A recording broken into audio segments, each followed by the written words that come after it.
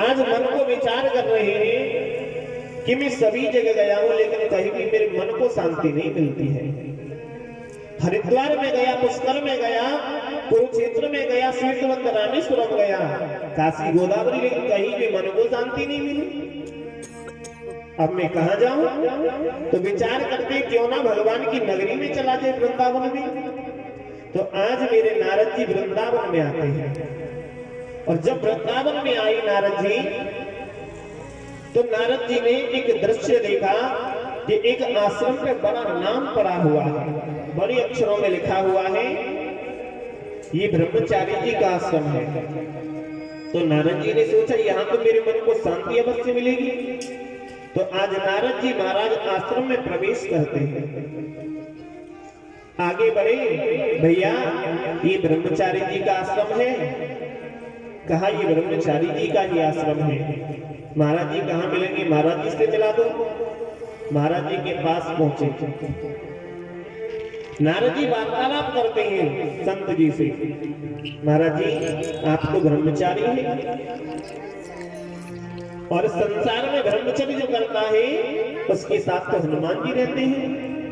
तो मैं आपसे कुछ पूछना चाहता हूं, मेरे मन को शांति नहीं मिलती है और शांति उसी दिन मिलेगी जिस दिन मेरे इस प्रश्न का उत्तर मिल जाएगा। तो नारद जी ने ब्रह्मचारी जी से पूछा, महाराज जी एक बात बताइए, संसार में मानव कल्याण क्या है? संसार में मानव कल्याण क्या है? संत जी ने कहा मानव कल्याण तो केवल यही है कि उदर की पूर्ति होनी चाहिए, उदर की पूर्ति होगी तो मानव कल्याण हो रहा है। जैसे आजकल भंडारे करवाते हैं। नारद जी ने कहा यही बस इसका उत्तर कि हाँ। नारद जी ने कहा भैया यहाँ तो वो वाला सिस्टम निकला, ऊंची दुकान जाके फीके पकवान। अरे नाम है ब्रह्मचारी लेकिन ये नहीं जानते ये। आज नारद जी महाराज वहां से आगे जाते हैं और विचार करते हैं कि अब किससे पूछो। तो आगे चले तो नारद जी को फिर एक आश्रम दिखता है और आश्रम पे पहुंच करके नारद जी महाराज ने पूछा भैया ये किसका आश्रम है? तो बताया ये मौनी बाबा का आश्रम है और यह मौनी बाबा रहते जिन्होंने मौन को साध के रखा है, मौन को धारण किया है। मां चिंता कुरु देवर्ष हर संचित्ते समावह उपायः सुख साध्योत्र वर्तते पूर्व एव हि। नारद जी महाराज ने सोचा कि मन की चिंता को दूर करने के लिए अब मैं मौनी बाबा के पास जाता हूं। तो आज मौनी बाबा के पास पहुंचे, महाराज जी से पूछा महाराज जी ये शोर कहां से हो रहा है? महाराज जी ने कहा यहाँ के सभी आश्रम के जो कार्यकर्ता हैं वो आपस में वार्तालाप कर रहे हैं।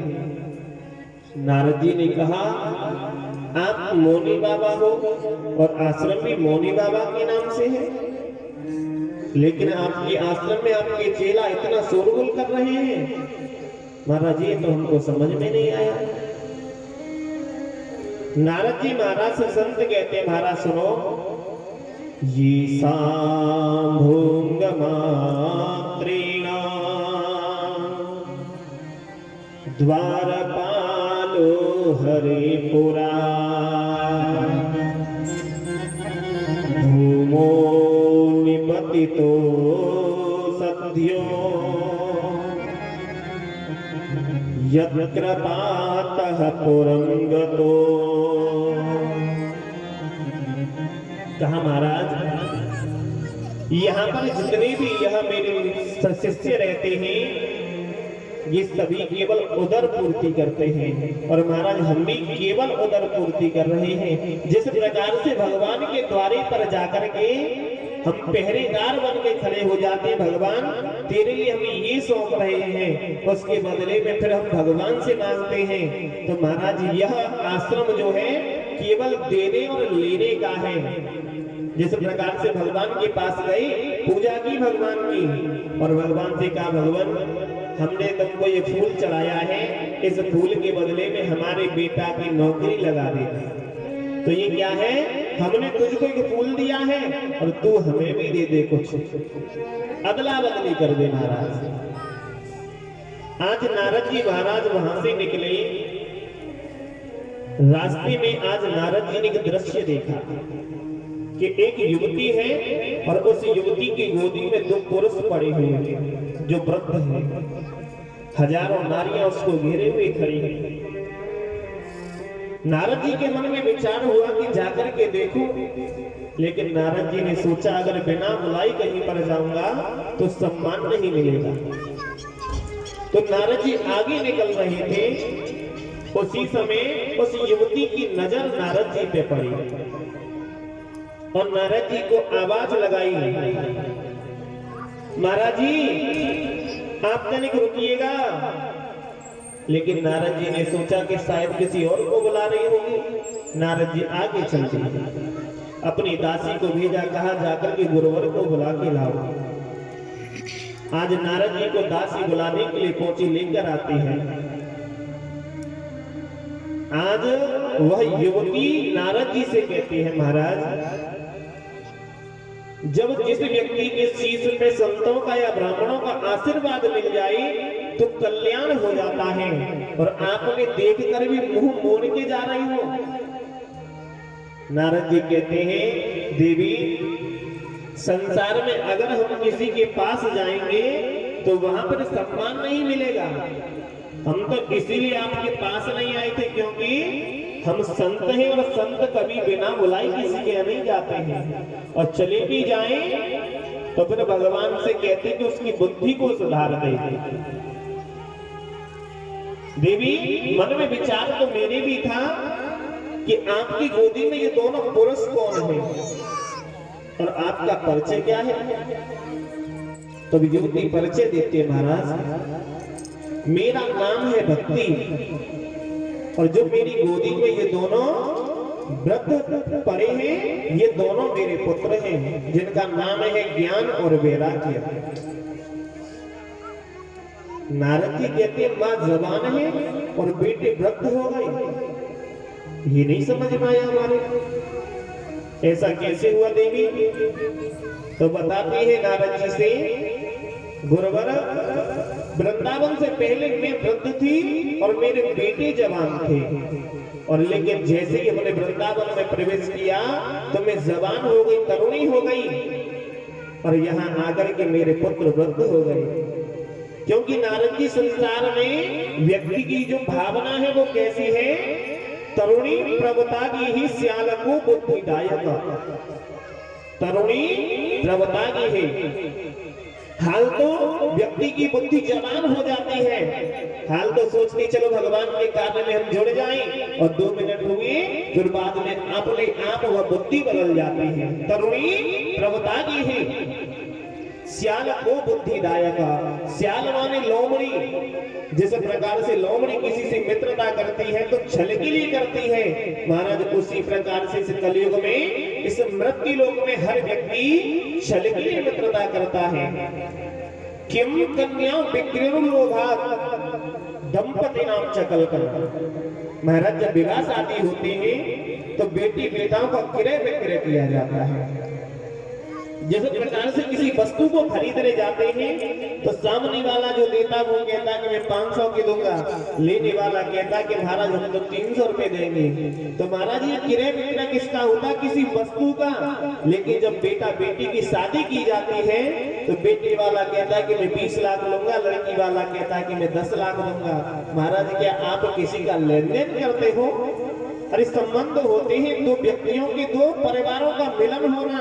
जब दोनों परिवारों के मन ही नहीं मिले हो तो वो संबंध बेकार है। पैसे से कभी संबंध नहीं खरीदा जाता।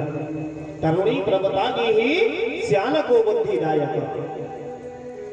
नारद जी महाराज ने कहा इसका मतलब है देवी कि आपके पुत्र ज्ञान वैराग्य पहले ज्ञानी बनकर के वैरागी बन के विचर रहे थे, लेकिन जैसे ही वृंदावन में आए तो आज मेरे परमात्मा ने अपना रूप दिखा दिया इनको।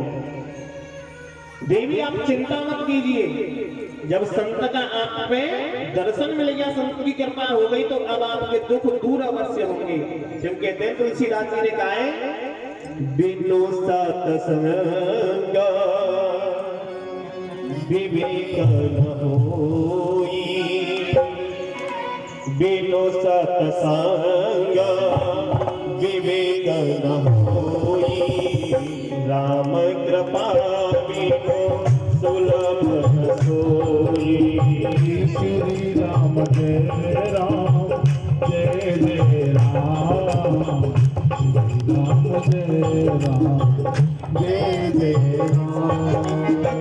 बिनु सत्संग विवेक न होई, बिनु सत्संग विवेक न होई, राम कृपा बिनु सुलभ न सोई।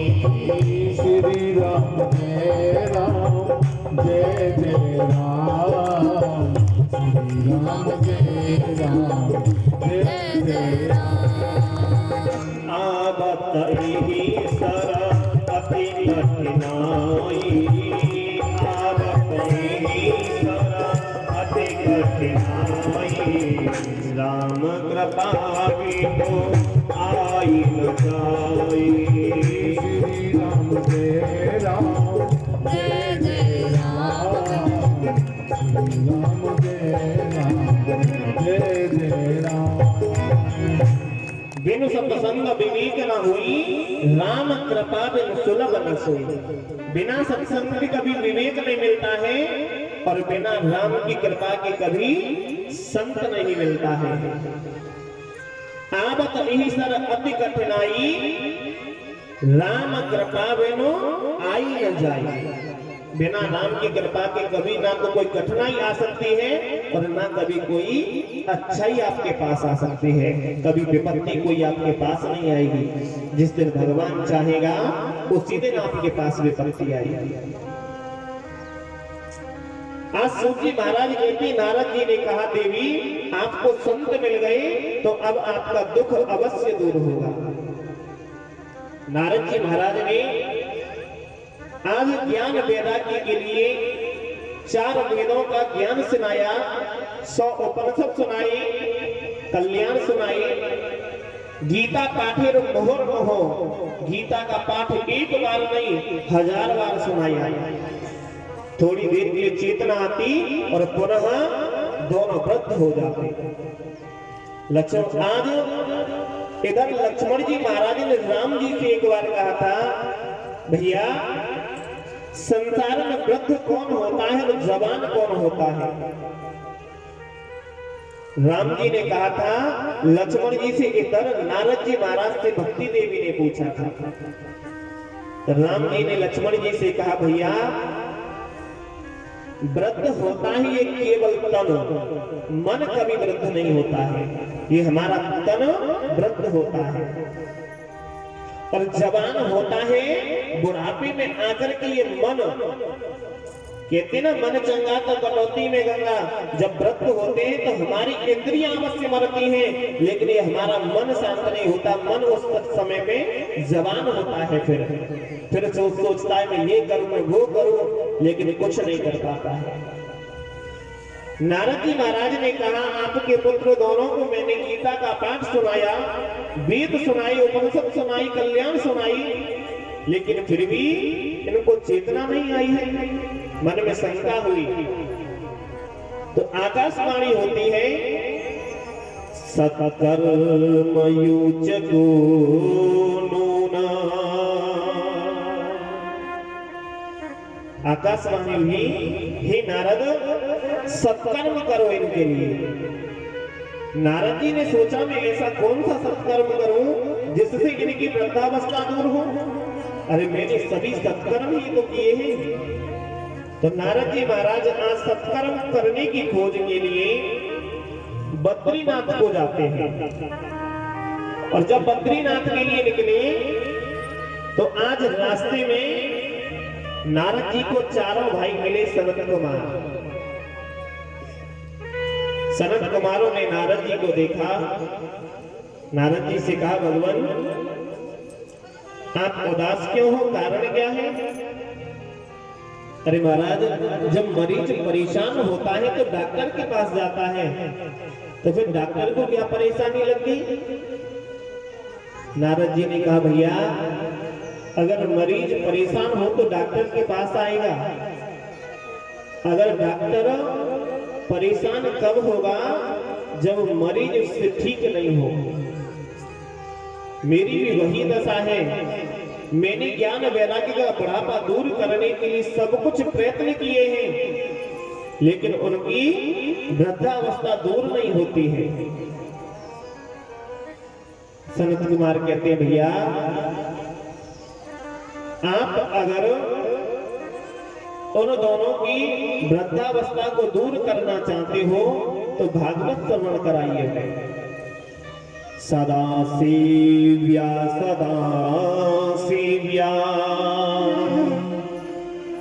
श्रीमद् भागवती कथा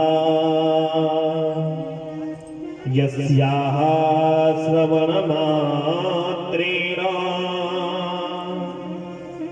हरिश्चेतान् समाश्रये। भैया भगवान की कथा हमेशा सदैव श्रवण करनी चाहिए। और आप श्रीमद् भागवत कथा को सदा सेव्या उन दोनों को भगवान की कथा सेवन कराओ। सेवन माने उनको पिला दीजिए। जिस प्रकार से आप अन्न खाते उसी प्रकार से इस कथा को उनको अंदर पान करा दो। नारद जी कहते कि केवल एक भागवत, अरे मेरे संसार के समस्त साधन सुनाए हैं, तब उनकी ये वृद्धावस्था दूर नहीं हुई तो केवल भागवत से हो जाएगी। तो सनत कुमार चारों भाई कहते भैया एवं वदन्ति दिवा देव समाज मुख्यया।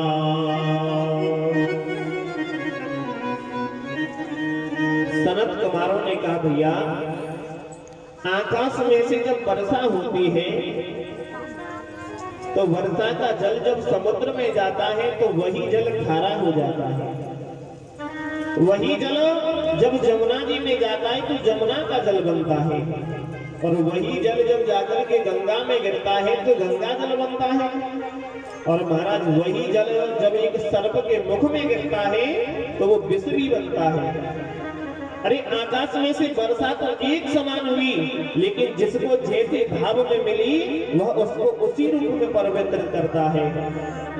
आज जब परिवर्तित हुआ है तो संसार में भागवती समस्त साधनों का निचोड़ है। कहने लगे हमारी समझ में नहीं आया। तो कहा भैया एक किसान अपनी खेती पर एक पेड़ लगाता है आम का।